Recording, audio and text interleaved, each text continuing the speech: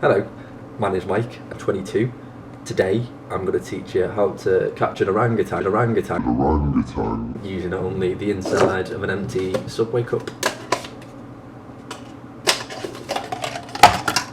As you can tell by the title of the video, this is an introduction video to this channel talking about who I am, the purpose of the channel, what's wrong with me, my aims, I don't know why I'm doing it and all that fun stuff. And when I was 16 years old, I was diagnosed with Crohn's disease. A lot of people aren't that familiar with what it actually is, and I can't really blame them because in the grand scheme of things, it's not, like the minority of people have it. It's not so common that everybody will experience Crohn's disease. So I think it's important to raise awareness for illnesses that don't have, the public doesn't have a lot of like a general consensus of what it is and things. The same way that people raise awareness for different kinds of cancer. So now everybody knows that there's so many different types and it can infect basically anywhere in your entire body. I think that other illnesses need that kind of backing. Maybe not to the same extent, because obviously cancer is a bit more serious and a lot more common.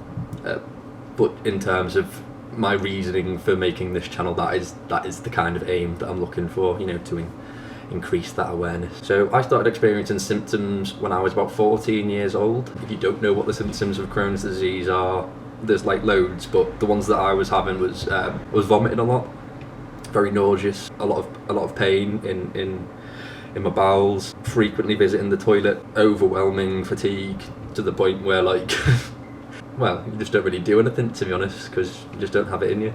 And it came at quite a bad time during school, and I was forced to take like half a year out of education. I don't really think that necessarily benefited me. It was probably a good idea in terms that I couldn't have hacked education while I was that ill, but I don't think it improved anything, and I really do think it started the decline of my mental health. And so I've had Crohn's disease since I was 16, for sure. Moving through the years after knowing that I had Crohn's, when I was about 18, I had a seizure, but I didn't know it was a seizure at the time. I thought that I was knocked out by my computer tower, that I'd accidentally somehow knocked off my desk when I was playing a game, or at least that was my thought process, because I didn't know what it felt like to have a seizure. The waking up and not knowing quite where I was, despite being in my own room, was very unfamiliar, as I'm sure most people would agree. It's not really an experience that most people would deem to be common, I suppose. But again, I didn't know that I had it, so that went undiagnosed until, I think I was 19. I must have been 19. Oh yeah, I remember what happened now. And funnily enough, I was in bed and I woke up again, quite confused. Two paramedics at my door, and my sister and my mum were trying to explain to me that I'd had a fit, and I was having none of it, so I stood up, but my legs didn't work, so I just stood up and fell straight away. Got taken to the hospital, chatted absolute egg for a good while because my head was just baffled. It's such a surreal experience that I will kick your head in.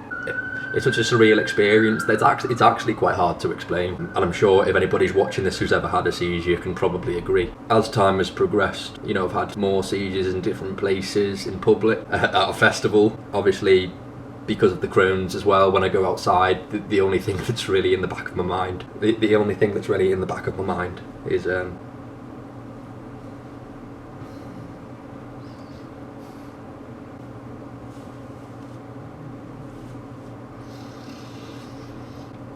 can I go to the toilet? I mean, not can I go to the toilet, because I know I can. Or where can I go to the toilet? Where's the nearest bathroom? What happens if I start getting in pain while I'm in a lecture? Because I hate the idea of getting up and leaving. Even without Crohn's, I'd hate to get up in the middle of a lecture and leave to go to the toilet. In the back of my mind, thinking that people are, I don't like the idea that I'm interrupting something. The sort of overwhelming anxiety of what if and what might happen to me, slowly but surely, crippled me, really. This is quite hard. This is so much harder than I deemed it to be. Jesus Christ.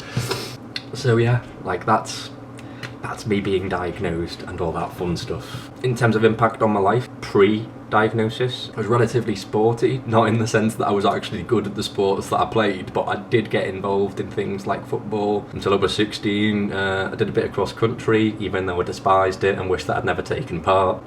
Did some basketball. You know, like I was a fairly active, relatively healthy guy, despite still being underweight. But you know, like I ate well and things, not like I do now. It also had massive impacts on my social life, as well as just previously described. If I find it quite hard even to just attend university, then you can imagine how difficult I find it to actually go to things like parties or nights out or anything where I've got to be away from my toilet, really, to be honest with you. It's had a horrible impact on me. I've had to leave jobs because of it, which is horrible. Twice I think I've done that. The stressful jobs just get too much. They kickstart my anxiety, they start my stomach cramps hurting, they can make me actually flare up. And if you're not familiar with the term flare up, it's just the term given when you're in a stage of inflammation rather than remission, which is obviously where you're not experiencing symptoms of your illness, which I am very rarely in. I think I've actually been in remission maybe like twice.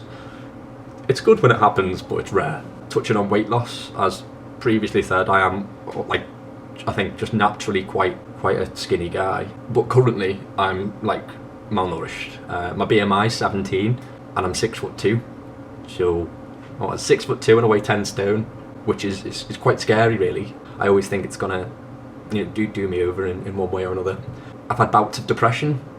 I wouldn't go as far to say that I have depression, because that is not the same thing, but being alone and self-loathing and feeling like nobody else is the same is like quite hard to cope with, and often that can lead to quite serious depressive thoughts. Not a massive fan of that. I've got chronic pain that very rarely subsides. I find that when I do things that take my mind off it, I can cope with it a bit better, but if I'm just sitting in bed and my stomach starts hurting, it's quite hard to cope with. It's very painful. I get quite intense nausea and vomiting, but at the same time, even though they are symptoms of Crohn's disease, I get them a lot more because of the medication I'm on. I mean, I'm on a lot of medication, but one in particular, I'm on immunosuppressants, and they kind of make me just feel really sick in the morning.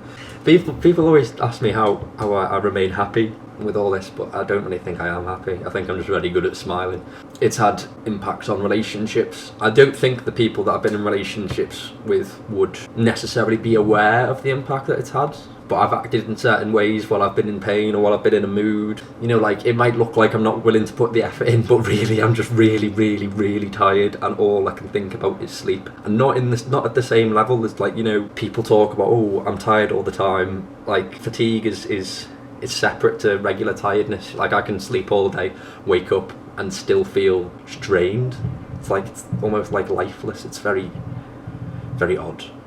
But yeah, after going through all these things over the past, I don't know, 7 years or so, it's quite frustrating to know that a lot of people aren't that aware of them, really. And, you know, as previously said, I do think it's really important to raise awareness for them, so that is my aim. Also, I kind of hope that maybe by filming myself and documenting my experiences that I can grow.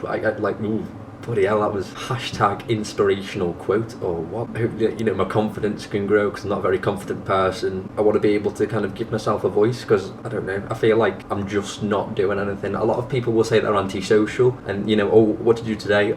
I just sat inside and did nothing.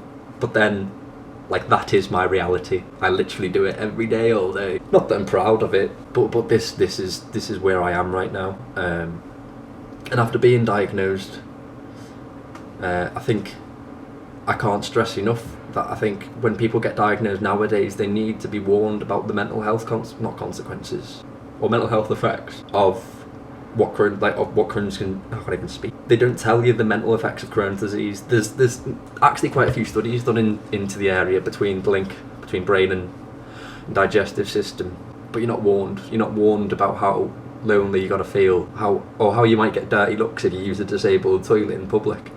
And I know a lot of people don't think that actually happens, but it does. I've nearly kicked off on about 3 different people, and in fact the only thing that stopped me from doing it is the fact they've got a child with them. I don't really think that'd be mature of me, but it's quite hard not to feel, because a parent can't acknowledge the fact that you might have an illness that they can't see. I don't know, it's difficult to do quite a lot of things, it really is. I never thought Never in a million years thought that I'd be in this position. I always thought that I was going to have it quite easy, really. I'm kind of hoping that maybe through this I can improve maybe my diet, I can improve weight gain, I can maybe achieve something. But the main purpose is to let people know that just because you can't see what happens behind closed doors when somebody has got an illness that you don't know anything about, it does not mean that nothing happens. I struggle on a day-to-day basis to do regular tasks. I can't even remember the last time that I did something that could be deemed as actually strenuous. And I don't want to know what would happen to me if I did. I think I'd probably just implode on myself. I don't know how often I'm going to upload. I don't even know if I'm going to continue doing this, but it was an idea that I've had for a while, and it took quite a lot of self-motivation to actually start talking to the camera. Yeah, I hope to achieve my goal of increasing the awareness of invisible illnesses, and hopefully give you all an insight on what it's like to cope with such things. I want to try and stay as positive as I can, despite the little glimpses of emotional breakdowns that I nearly have all the time. But I need people, I want people to understand that when you're in this position, it's so different to it's turned me into just a complete cynical arsehole, to be honest with you. Excuse the language. People talk about positive vibes and staying positive and staying on top of things and, you know, getting stuff done and pick yourself up and get on with it and all that. Like, what an incredibly and irritating notion that is for somebody who already hates themselves. I wish so much that I wasn't in this situation, and for somebody to just make it seem so easy to get up and carry on and do things like a regular human. Oh, I don't know, it just gets to me. I really want people to get on board this with me and join in on my miraculous journey on trying not to die. Yeah, if you've got any questions about anything that